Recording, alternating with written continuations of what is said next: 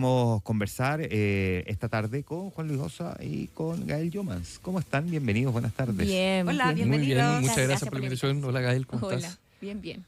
Gael, tu percepción de nada en términos generales. Sí. Bueno, lo primero es que siempre es positivo poder tener un encuentro en donde se pueda hablar más específico sobre las propuestas que hay hacia el mundo empresarial. Y eso incluye distintos ámbitos, ¿cierto? Porque el mundo empresarial también es bien diverso.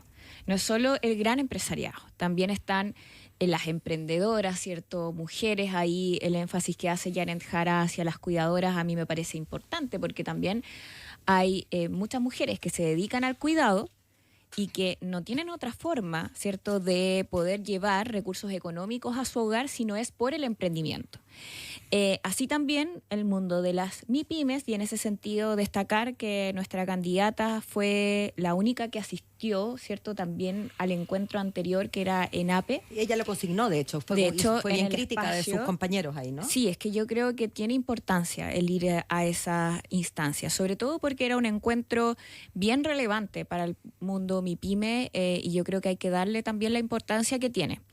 Yo al menos me llamó la atención por el resto de los candidatos y en ese sentido lo lamento porque creo que era una instancia en donde también se podía dialogar directamente con ese mundo desde sus propuestas. Pero la propia candidata Jara en algún momento también se restó de foros. De algunos foros, estaba perfecto. Sí. en gira y todos entendimos que, bueno, ser candidato es una pega bien cansadora, no le da ese mismo, digamos, latitud, en este caso al resto de los contendores que probablemente estaban en actividades también.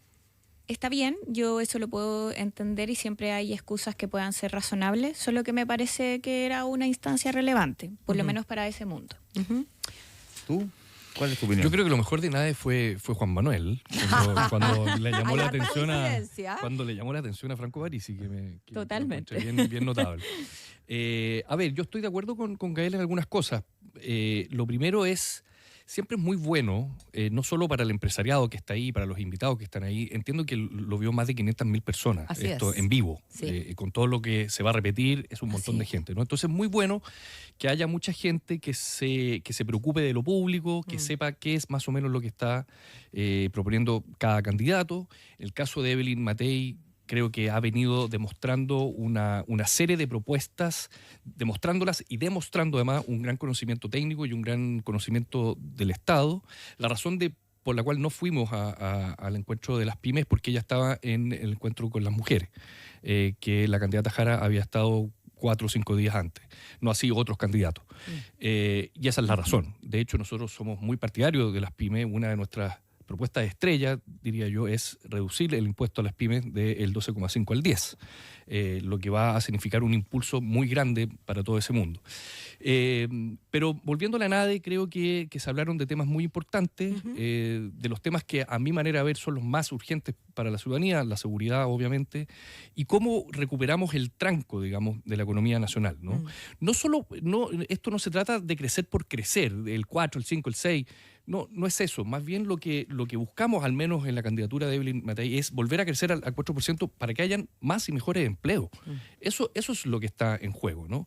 Porque el número que ha bajado un poquito en el último mes, la verdad que sigue siendo altísimo, Nos decía, el de desempleados. Nos decía Ignacio Briones desde el comando de Evelyn Matei que habían comprometido 1 millón de empleos para el periodo. Efectivamente, nuestro compromiso es construir 1 millón de empleos. Esto ya lo hizo ella cuando era ministra del Trabajo en Piñera 1, y creemos que se puede hacer. Ahora, obviamente que somos dependientes, por decirlo así, de una meta que es más exigente todavía, que es volver a crecer al 4%. Si no crecemos al 4%, si no destrabamos la inversión, entonces difícilmente vamos a poder cumplir el millón de empleos, pero creemos que sí lo vamos a lograr. Gael, otro que no fue, pero bueno, por razones muy distintas, es el presidente de la República, ¿no? Que no podía estar, estaba comprensiblemente en gira. Lo que se comprende menos es su ausencia tecnológica, ¿no? Que no haya podido hacer el discurso con una interrupción, luego no se pudo recuperar de la segunda, pero hasta lo que pudimos escuchar, llamó la atención esta cita a la exhortación apostólica que hiciera el Papa León XIV. ¿Cómo lo toman desde el gobierno? Y también, ¿cómo se hacen cargo de esta eventual contradicción, ¿no? Que para algunos temas citamos a la Iglesia y para otros temas la Iglesia es considerada una voz más dentro de, y estoy pensando específicamente en los proyectos de aborto y eutanasia. Bueno, en primer lugar, creo que también tiene que ver con el contexto en el que se encuentra actualmente el presidente de la República, ¿cierto? En esta gira fue a ver al Papa, tuvo un encuentro con él, entonces en ese sentido tiene también relación con su intervención. Ahora, de todas formas, a mí me parece bien, ¿cierto? Que sobre todo en este tipo de encuentros se pueda tematizar respecto a los efectos que pueda tener, ¿cierto? Digamos, no es todo tipo de crecimiento económico, sino que más bien cuando no se consideran los efectos, ¿cierto? Que este pueda tener. Y en ese sentido, el tener un pensamiento más bien propiciando a la igualdad en el desarrollo, a un desarrollo que mire también los efectos negativos que, por ejemplo, también podría tener la economía y su potencialidad en el medio ambiente y que está ocurriendo hoy por hoy también en nuestras naciones en general, ¿cierto? En nuestro país, pero también en otros países del mundo. Y el tener eso en consideración, que no solamente sea un tema para el mundo público, sino que también para el mundo privado y cómo podemos avanzar colaborativamente haciéndonos cargo de estas temáticas, yo creo que es bien relevante. Lo colaborativo es lo que queda un poco en entredicho, Gael, según algunas voces, dado que es cierto que hay que juzgar al presidente, digamos, hasta la mitad, porque no pudo decir su discurso todo, claro, completo, pero lo que alcanzamos a escuchar a rato fue bien brutal, ¿no? Esto de denunciar una economía que mata, unos ganan, la autonomía del mercado, la mayoría queda lejos de la minoría feliz, habló de la tiranía virtual. Ahí no se escuchó tanto colaboración como más bien la lógica del juego suma cero, donde si uno gana es porque el otro pierde. Lo que pasa es que a veces cuando uno ve el desarrollo y la concentración económica también da esa impresión, ¿cierto? En Chile la concentración económica es bien grande, la desigualdad también. Entonces, en ese sentido, bueno, digamos, el cómo nos hacemos cargo, la respuesta a mí me parece que debe ser desde la colaboración público-privada y que además ha sido el sello de este gobierno de todas formas. O sea, de hecho, la salida que se hace respecto a la Estrategia Nacional del Litio es con esa óptica, ¿cierto? Incluso en otras materias como las que está planteando nuestra candidata Janet Jara, el hacerse cargo del ingreso vital es desde el diálogo, en donde tenga una participación el mundo empresarial, los trabajadores y el gobierno también. Pero no hay otro mecanismo. Las 40 horas también fue similar, ¿cierto? Fue en un diálogo, en una implementación que permitiese, incluso hay algunas empresas que adelantaron la reducción a 40 horas por lo mismo, porque tenían mayor capacidad y generarle mejores condiciones a sus trabajadores también es parte de mejorar su productividad. Juan Luis Osa, también desde la perspectiva de ustedes, ¿cómo interpretan lo que el presidente planteó, citando en todo caso la encíclica del propio Papa, donde también hace esta crítica que es bien potente? ¿Cómo la recogen desde esa perspectiva, más allá de que quien la menciona sea alguien que no es creyente? Mira, la verdad que yo me quedé también hasta la mitad del discurso, entonces no puedo sacar grandes conclusiones. Digamos, no nos perdimos la parte en que el presidente iba a decir, sin embargo, está todo bien. No, más bien el presidente lo que estaba haciendo era, basándose en la opinión de quien hoy es el jefe de la Iglesia Católica, hay una mirada crítica también respecto del mundo empresarial y lo que está ocurriendo con la concentración de la riqueza. Mira, aquí yo creo que lo que importa es de qué manera... ¿Cuáles son los mecanismos más indicados para sacar a nuestro país de la crisis económica actual? Yo creo que esa es la pregunta más de fondo, ¿no? Obviamente que van a haber muchas opiniones y muchas respuestas, pero creo que hay ciertas cuestiones que son científicamente comprobables, ¿no? La primera de ellas es que para tener más empleo tú necesitas mayor crecimiento económico. Eso es indispensable, inevitable, porque la otra alternativa es crecer ficticiamente, quemando plata, con lo cual el déficit fiscal no hace sino subir. Eso es así, eso es matemática, eso es economía 1, ¿no? Y yo creo que a diferencia de lo que ocurría hace 2, 3, 5 años, el crecimiento está de moda hoy. Volvió a estar en la palestra, en la discusión de los chilenos y chilenas, en la mesa de comedor. Estoy seguro que se discute sobre el desempleo, la falta de oportunidades y lo poco que hemos crecido en este último gobierno. Y por lo tanto, ¿cuáles son los remedios para solucionar esas tres cuestiones? Y no cabe duda que volver a crecer el 4% nos va a permitir generar, entre otras cosas, 1 millón de empleos. Claro, Gael sostiene que hay ciertos efectos negativos que tiene el crecimiento económico. Yo diría, sí, puede ser, pero son mucho más los beneficios. Son muchísimos más las personas que, digamos, que sacan provecho del crecimiento económico de aquellos que se ven afectados por el crecimiento económico. Incluso más. Si el objetivo es la igualdad, esto lo estoy poniendo en términos meramente ilustrativos, si el objetivo es la igualdad, igual tú tienes que crecer antes, porque no puedes repartir desigualdad. Tienes que crecer en orden a que ojalá hayan mayores igualdades de oportunidades. Por lo tanto, es una condición sine qua non volver a crecer. Juan Luis, a propósito de creyentes y de exhortaciones papales, déjame preguntarte por un tema que no tiene que ver con el crecimiento económico, de hecho no tiene que ver quizás con el debate presidencial propiamente, pero que es un tema que también ha hecho noticia, y que es este perdón de Evelyn Matei, ¿no? ¿Cómo le dijo? Estuve muy molesta por el tema de los bots, pero oí tus explicaciones en la radio, te perdono y doy vuelta a la página.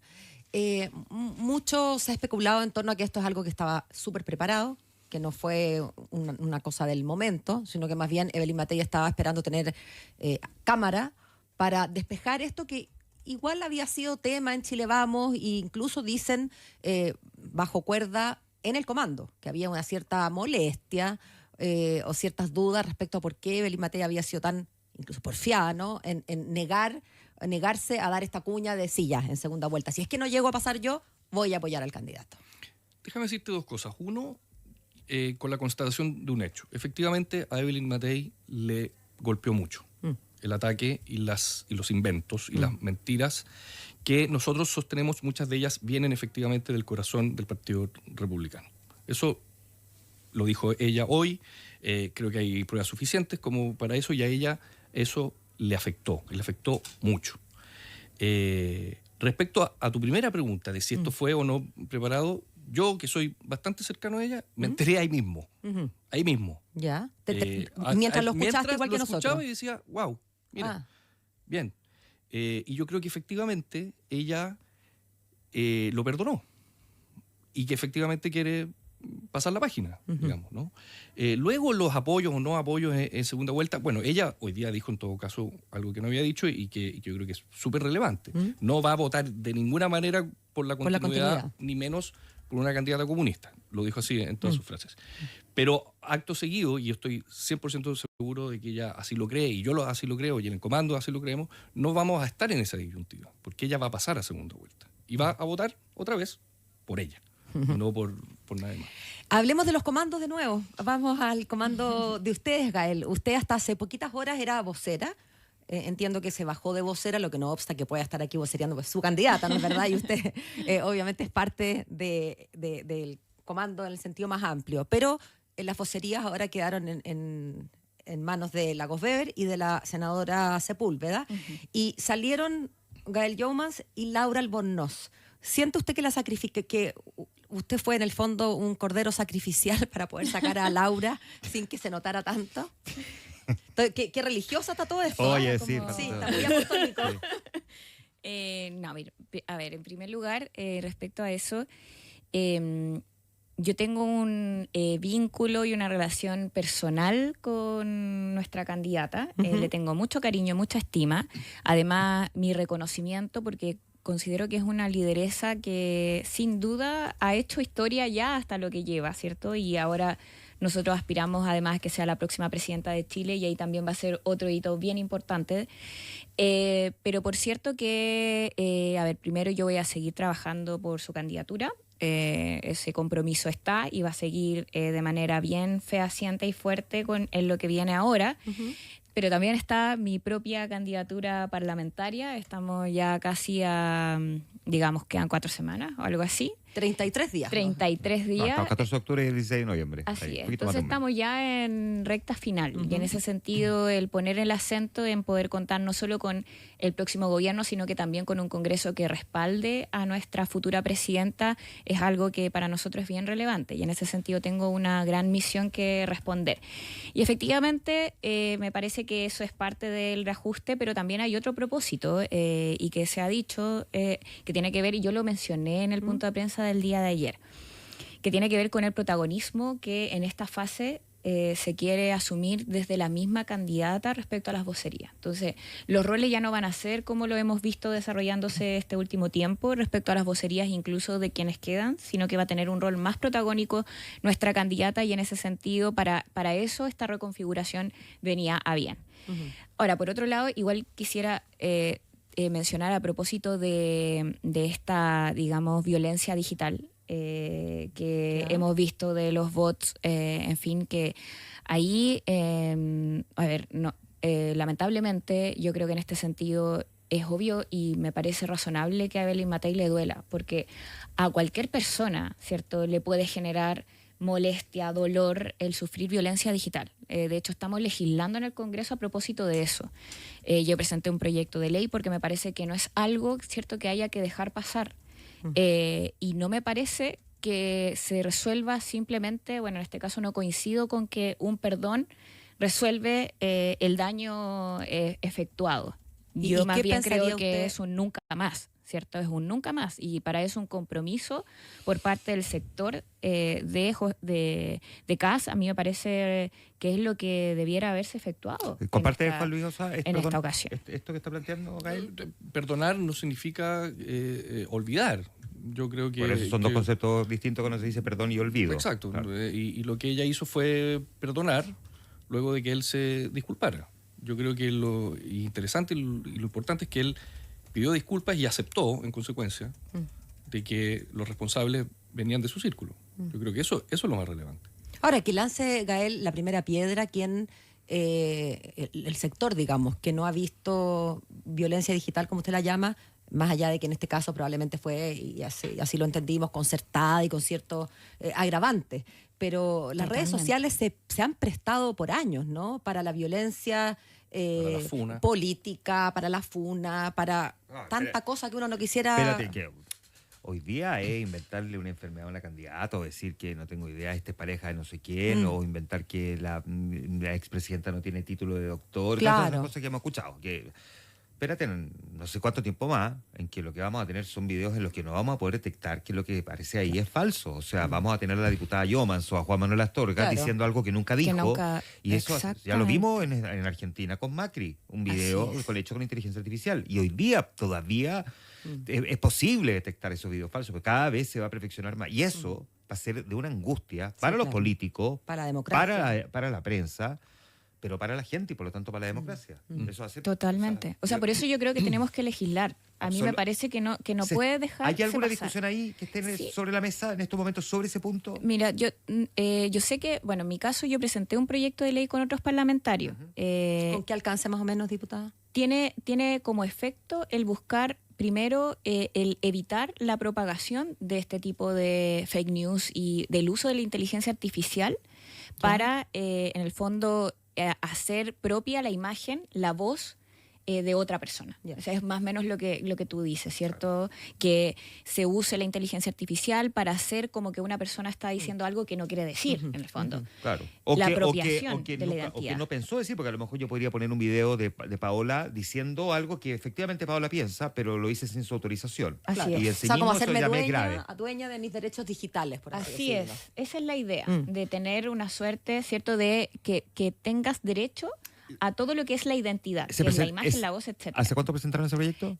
Hace un par de meses atrás, pero el gobierno le puso urgencia. El ministro Aldo Valle, que es el ministro de Ciencia, cierto, conversé con él, así que le puso urgencia y vamos a poder legislar en la Comisión de Ciencia, Futuro y Tecnología. Déjame preguntarte, Juan Luis, voy a apelar tu perspectiva de historiador. El mundo ha enfrentado en otros momentos también digamos, campañas de desinformación, pero mucho más acotadas porque la masificación que permiten las plataformas hoy día es algo Pero ¿tú tienes recuerdo en algún momento de que se hayan vivido en términos políticos en Chile o algo que se te venga a la mente de situaciones como esta? Porque esto definitivamente puede, no voy a decir orar, puede cercenar la democracia. Sí, efectivamente las redes sociales y los efectos que estas pueden tener pueden horadar la legitimidad de la democracia y la legitimidad, digamos, de las relaciones personales también, ¿no? Se me ocurre que han habido muchísimos casos. En las dictaduras ocurre mucho, ¿no? Propaganda. La propaganda falsa, manipulada, digamos. Los nazis eran expertos, la Unión Soviética era igual. Otra experta. Yo lo que sí veo, eso sí, Gael, es que igual hay que tener algo de cuidado para que esto no se transforme en una nueva Inquisición. O sea, a mí el proyecto de la ministra Vallejo nunca me ha gustado, precisamente porque cercena la libertad individual y la libertad de prensa. Entonces, no digo que no, porque lo de los bots es súper grave, pero hay que buscar un equilibrio para que no nos transformemos en objeto de un Estado totalitario que porque una norma así lo señala, no podamos publicar lo que pensamos. Ahora, solo para recordar, solo para recordar una cosa. Aquí el historiador presenta, que me gusta mucho la historia, pero la Revolución Rusa es de hecho donde viene el concepto de la desinformación. Era como desinformaticia. Era como el concepto surge allí. En la Revolución Rusa había también mucha desinformación. Solo quería hacer el punto de que el proyecto, por lo que entendí de la diputada, es un proyecto que más bien tiene que ver con los derechos digitales y no tanto con el contenido, porque los trolls van a poder seguir diciendo Juan Luis es un no sé qué, o Juan Luis dijo... digamos, contra la mentira probablemente no se pueda legislar, pero más bien entiendo que esto tiene que ver con esta mentira que ya es con premeditación y alevosía, usando la imagen y el uso de inteligencia artificial para alterar. Me parece sumamente correcto. Bien. Sí, otra totalmente. cosa es lo que quiso plantear la ministra Vallejo. Al principio del gobierno, te refieres sí. claro, como claro, un control más editorial. Una ley de medios que era un control editorial. Ahora, yo sí creo, a propósito de esa discusión, que me parece que hay un ámbito educativo que es necesario de realizar. El uso de redes sociales propaga la desinformación y eso es real. Y en ese sentido, tanto desde el mundo educacional, pero también desde el mundo de las comunicaciones, también la política tiene que contribuir desde una mirada más ética, ¿cierto? Porque la desinformación sí tiene daño, sí genera daños hacia la democracia. Y el cuidado de la democracia es el sostén de nuestro sistema político y también de nuestro orden social. Entonces, yo creo que en ese sentido el contribuir de manera ética es algo sumamente necesario. Y ahí es en el fondo mi pero con el mundo de republicano, porque... Cuando Kast dice, cierto, o pide disculpas, a mí no me basta solo con eso, ¿cierto? Yo lo que esperaría es un accionar de ellos dentro de su mundo, de su militancia, incluso de a quienes les hablan. Porque efectivamente lo que sucedió fue orquestado y no fue solo contra Evelyn Matei, ¿cierto? Sino que con cada una de las personas a las que empezaban a apuntar. Entonces, en ese sentido, yo esperaría un compromiso más fehaciente. Se te puede devolver como el boomerang. O sea, se suele devolver. Diputada Gael Yomans, del Frente Amplio, gracias por venir a conversar esta tarde con nosotros. Muchas gracias a ustedes. Muchas gracias, Juan Luis Josa. Muchas gracias a ustedes. Coordinador programático de Evelyn Matei, historiador también. Gracias a los dos por estar aquí esta tarde comentando lo que pasó en ENADE. Muchísimas gracias. Muchas gracias a ustedes. 6:32 minutos.